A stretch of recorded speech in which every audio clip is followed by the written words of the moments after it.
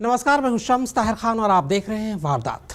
दिल्ली के एक बेहद महफूज सरकारी कॉलोनी से शनिवार दोपहर बाद जो खबर आई, उसने दिल्ली वालों के साथ साथ दिल्ली पुलिस और देश की सबसे बड़ी खुफिया एजेंसी रॉ की भी नींद उड़ा दी। रॉ के एक फील्ड अफसर यानी सरकारी जासूस के घर से 4 लाशें बाहर निकली। एक लाश खुद उसी सरकारी जासूस की थी, जबकि बाकी की 3 लाशें उनकी पत्नी, बेटे और बेटी की। रॉ अफसर की लाश घर में पंखे से झूलती मिली, जबकि बाकी तीनों की मौत सिर पर लगी गहरी चोट की वजह से हुई। 1 मार्च दोपहर के 3:57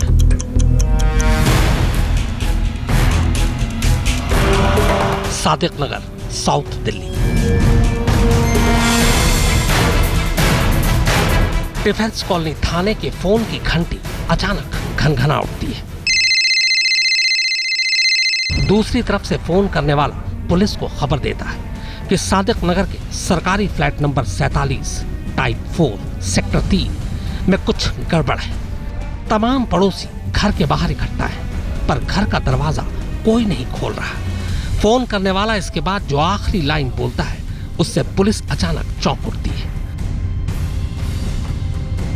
उसने बताया कि यह सरकारी फ्लैट भारतीय खुफिया एजेंसी रॉ यानी रिसर्च एंड एनालिसिस विंग के फील्ड अफसर अनन्य चक्रवर्ती का है।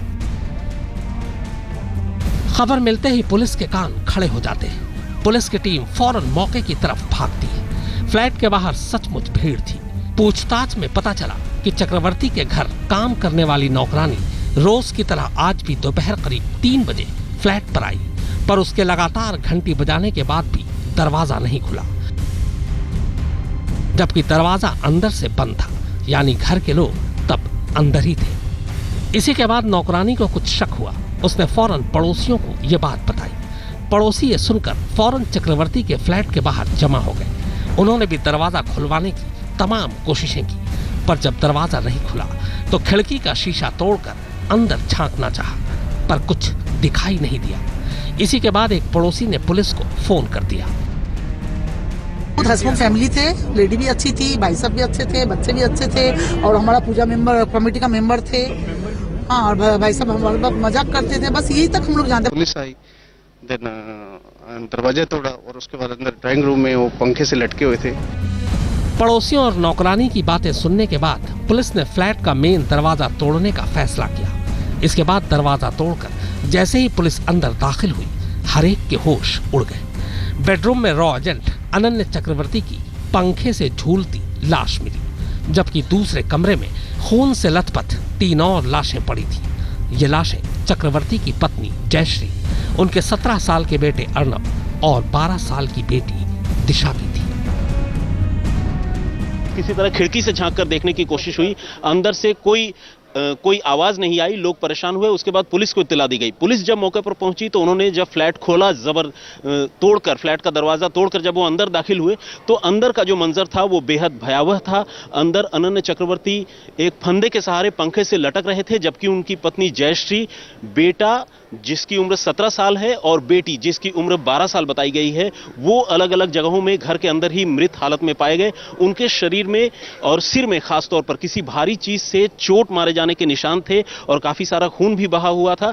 जबकि अनन्य चक्रवर्ती जिस तरह फंदे से लटक रहे थे, उसे देखकर पहली नजर में पुलिस को और आसपास के तमाम लोगों को यह लग रहा है, यह शक है कि शायद अनन्य चक्रवर्ती ने ही अपने पूरे परिवार की हत्या की और उसके बाद उन्होंने खुदकुशी कर ली। इसके पीछे वजह क्या है ये फिलहाल साफ नहीं है, लेकिन इस घटना ने आसपास के लोगों को सकते में डाल दिया है, खासकर इसलिए क्योंकि चक्रवर्ती का जो पूरा परिवार था वो बहुत ही खुशमिजाज और मिलनसार किस्म का था। पहली नजर में साफ लग रहा था कि जैसे चक्रवर्ती ने खुद ही गले में फंदा कसकर खुदकुशी की है और खुदकुशी करने से पहले अपनी बीवी, बेटे और बेटी के सिर पर किसी वजनी चीज से हमला कर उन्हें मार डाला। पर यह सिर्फ पहली नजर की तस्वीर थी, क्योंकि घर का दरवाजा अंदर से बंद था। लेकिन अनन्य चक्रवर्ती रॉ के फील्ड अफसर थे और सबसे बड़ी बात यह कि वो एक जिंदा दिल इंसान भी। फिर वो खुदकुशी कैसे कर सकते हैं? तो क्या इन 4 मौतों के पीछे कोई गहरी साजिश है? क्या यह सचमुच खुदकुशी का मामला है या फिर इसे कोई खुदकुशी साबित करना चाहता है? मामला कैबिनेट सचिवालय में तैनात रॉ एजेंट से जुड़ा है। इसीलिए पुलिस भी हर पहलू को सामने रखकर मामले की जांच कर रही है। रॉ के आला अफसरों को भी इस बारे में जानकारी दे दी गई है। मनीष गुप्ता के साथ सुप्रतीन बैनर्जी,